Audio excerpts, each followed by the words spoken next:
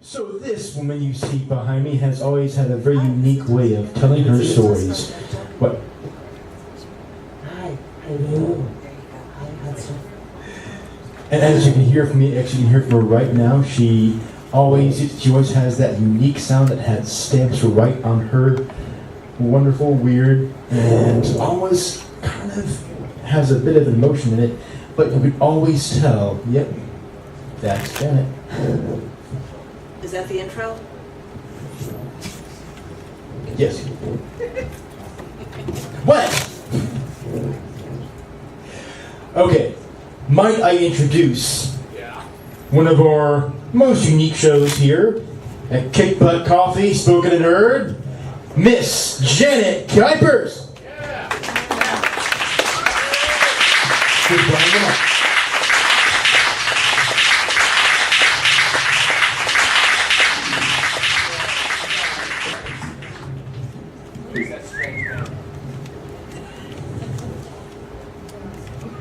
This dial, check. Totally, there we are. This dialogue is transcribed from repeated visits with a patient in the Aaronsville Correctional Center in West Virginia. Madeline, a 36-year-old woman, was sentenced to life imprisonment after the brutal slaying of her boyfriend during sexual intercourse. According to police reports, Madeline sat with the remains of the man for 3 days after the murder, until police arrived on the scene.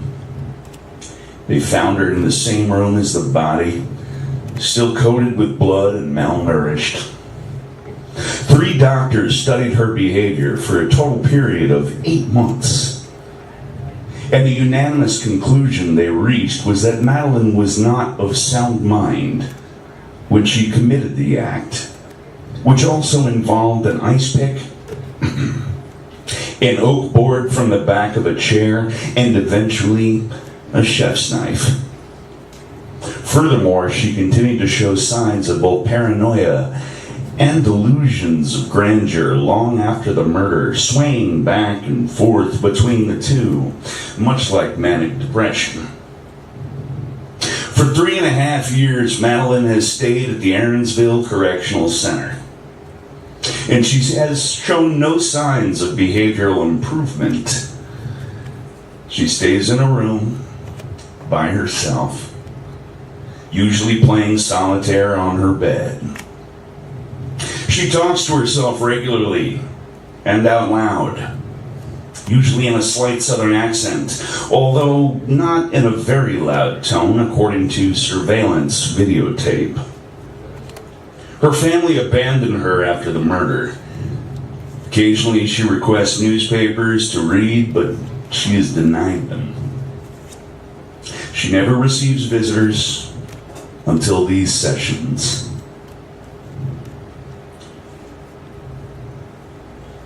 When the first female doctor came here to meet with her. The following excerpts are from dialogues the doctor had with her, although I am tempted to say that they are monologues. It seems she wasn't very interested in speaking with the doctor once she opened up. We think she was more interested in opening herself up to someone for the first time in years. Someone who was willing to listen. Makes me wonder if the doctor began to feel a bit like a surrogate parent. I try not to think of what will happen when the sessions end. And for the record, Madeline is not her real name.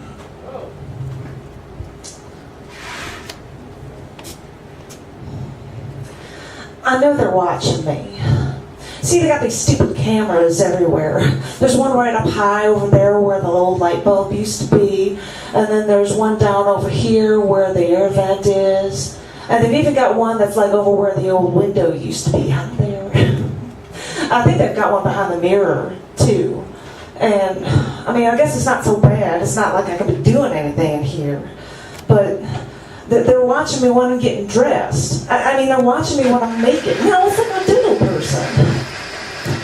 I don't don't know what they're watching for anyway. It's not like I can ever do anything here. I've never been violent or anything. And all I pretty much always do every single day is just sit here on this bed and play solitaire.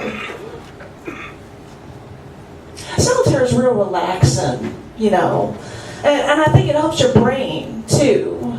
And people say that you can't, like, win at, like, solitaire, like, the odds of winning are, like, 2% or something. But the thing is, you can win at solitaire, like, over half the time.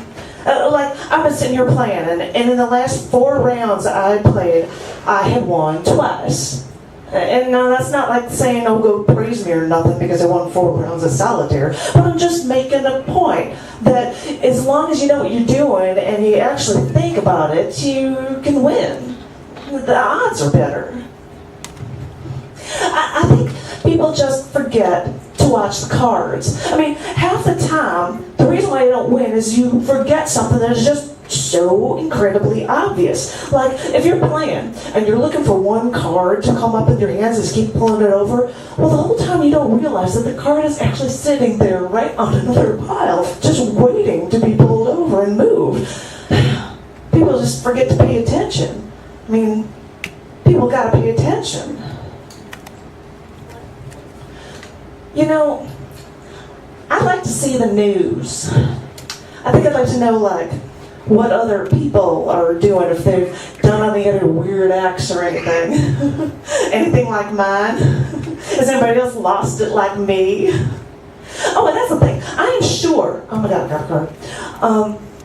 I'm sure that if my thing was even on the news, it was probably on for like 15 seconds or something. And I'm sure the reporter was just like, oh, the poor crazy thing. Like, that's what happens when you lose it, I guess. But the thing is, I do just kind of, oh, I got an ace. Awesome. Oh my God. I got the other ace. Oh my God, I just won. Sweet. Ha! Sorry. But, you know, the thing is, I'd still like to just see what happens in the world. Like, what's going on in the news, like, maybe see what the weather's like, even though I ain't even seen the sun in the past 3 years. Or maybe something stupid to name, like sports scores or something. I don't even watch sports, but just to hear something like that'd be awesome. And they won't even let me have a TV in this room.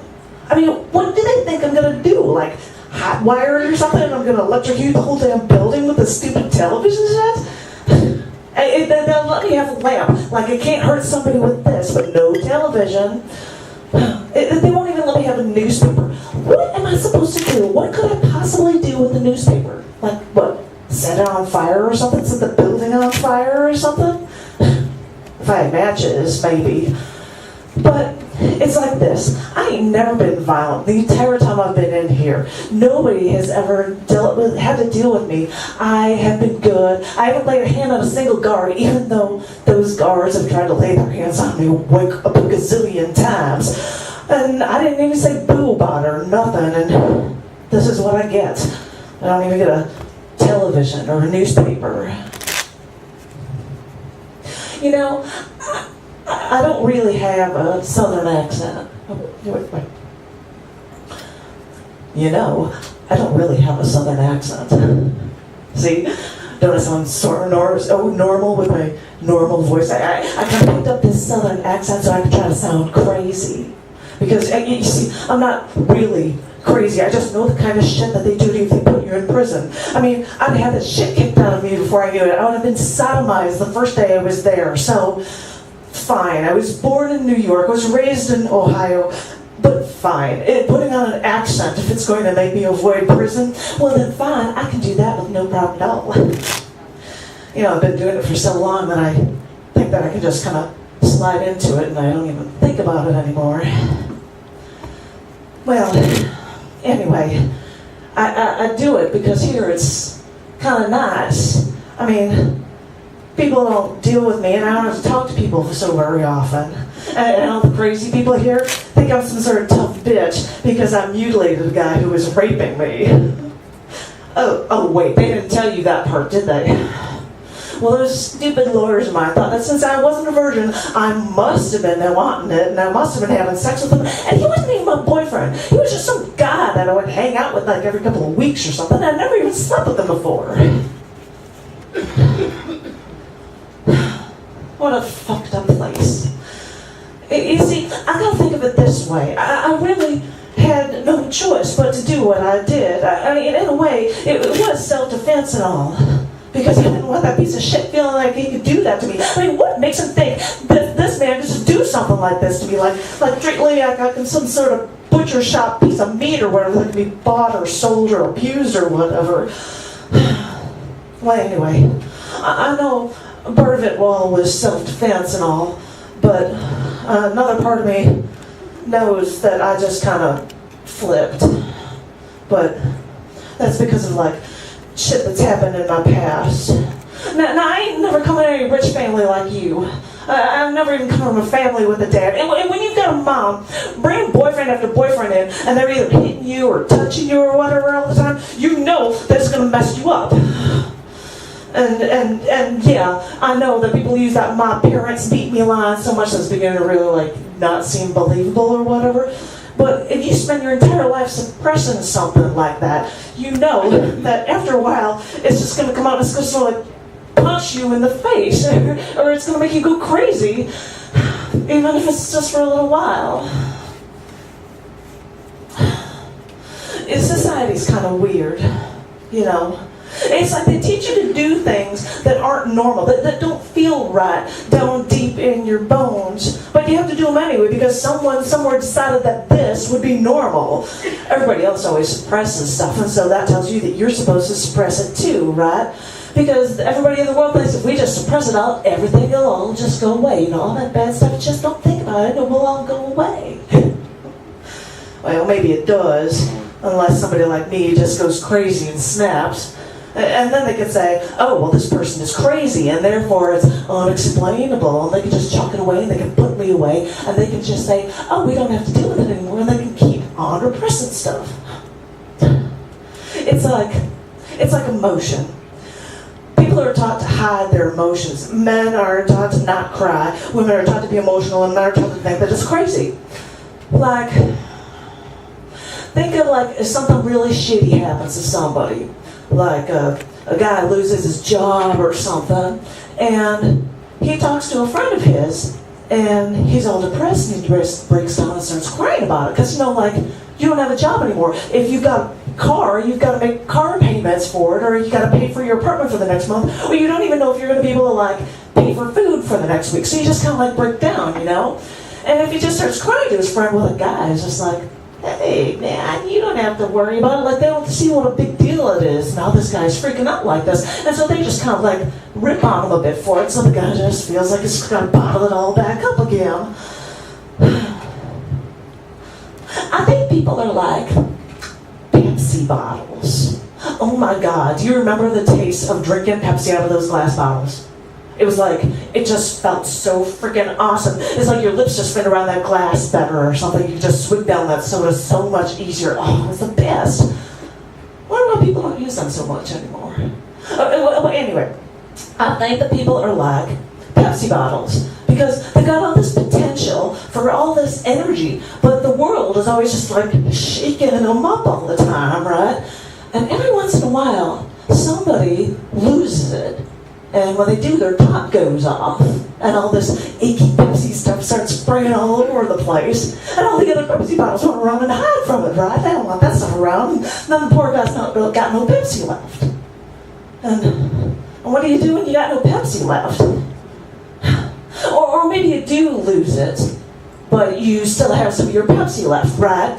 And everybody puts you into a hospital, and they tell you can't even tie your own shoelaces, and then they watch you while you're getting dressed.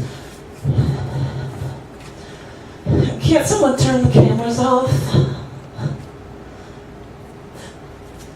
Oh my God, I got a story for you. This is a true story, I swear to God. There was a guy that was in here. His name was Tony. And he had killed somebody, but he was just going crazy, right? And so somehow he managed to get like a blade of some sort. And he actually cut off his own scrotum. And I'm like, how do you do something like that? That's gonna be so incredibly painful. You know, I'm just like, and you just start to cut, and it's gonna be like, I don't go there. I'm like, I don't know how you can have to. That's perseverance, really. But apparently the guy did it, and because we're in a hospital here, the doctors were able to take care of him. So he was sitting here while recovering, and you know how in the front area they have those payphone things in the front? He would actually walk to the payphones, and he would pick an 800 number and just start calling them just to harass the people at the other end. Well, apparently he was doing this to one number over and over again because there were these two girls on the line, so he was just trying to give them shit all the time. And these girls got real freaking pissed off about it. And so they star 69 or whatever, they decided to call back and find out where the place was calling from, and they called to this hospital.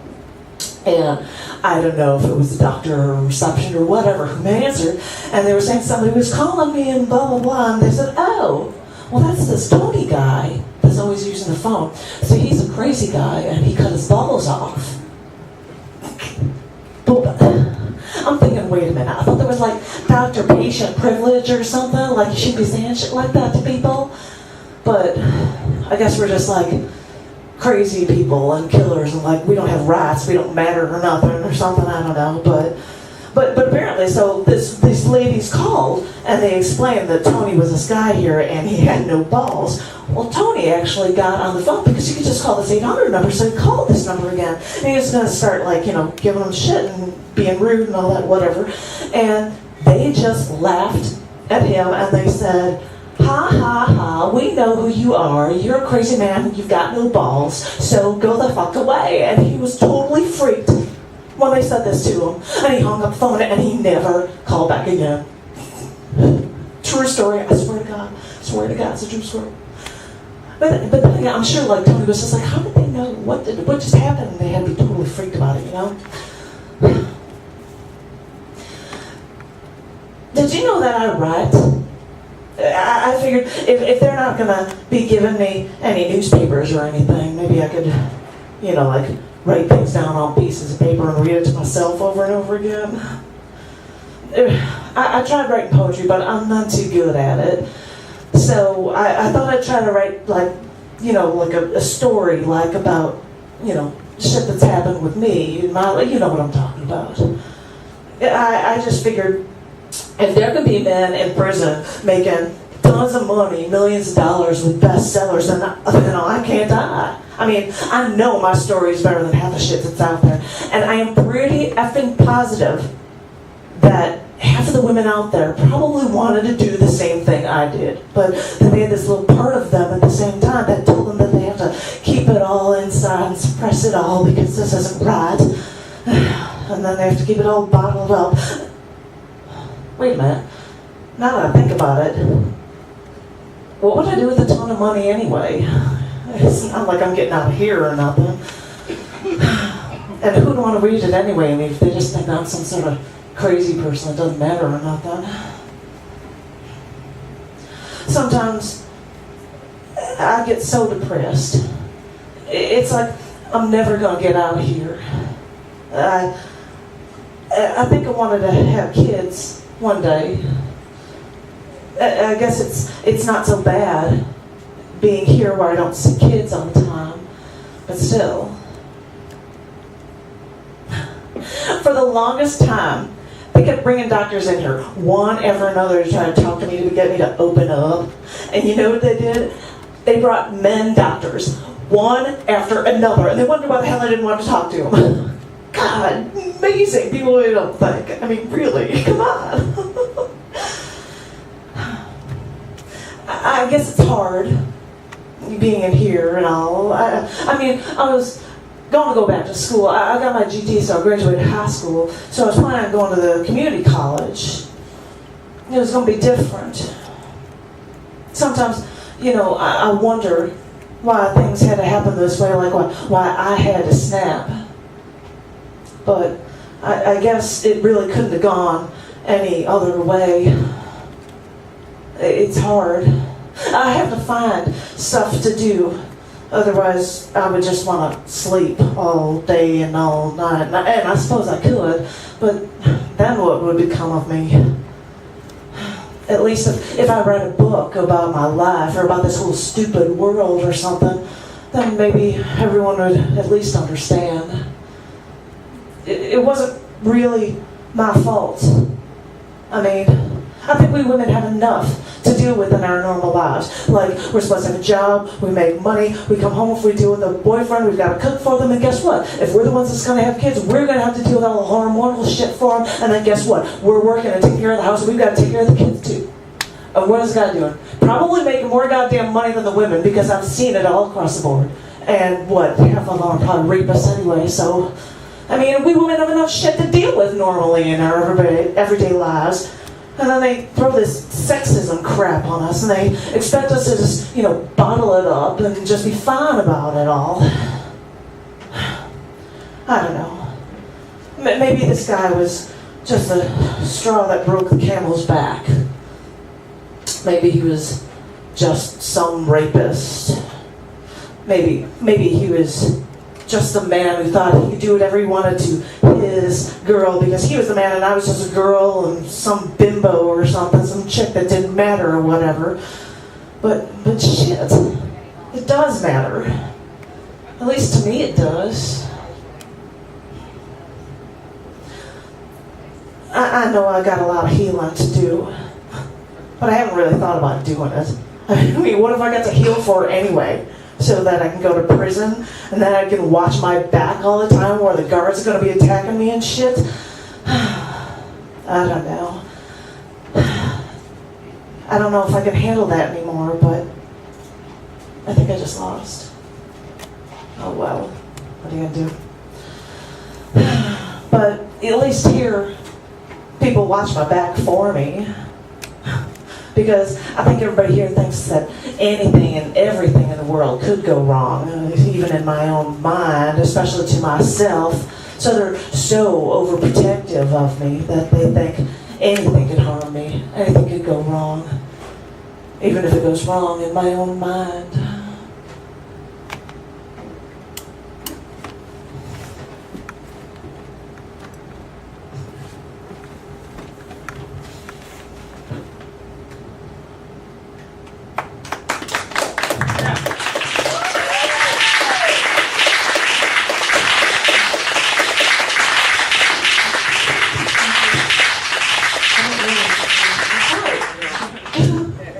That was the feature.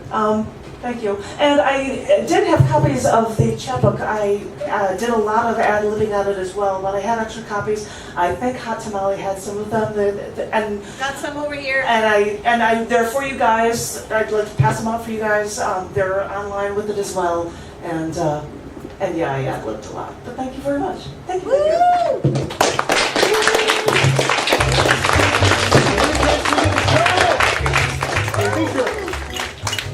So, Hot Tamale has the wonderful magical tip jar. It's called Magic because it's going to go all the way around the cafe, and it's going to fill with this wonderful, wonderful green stuff that folds with this incredible feature you just saw, Miss Janet Kuypers. I mean, you can even see me on the little TV below. Hi. Is that working?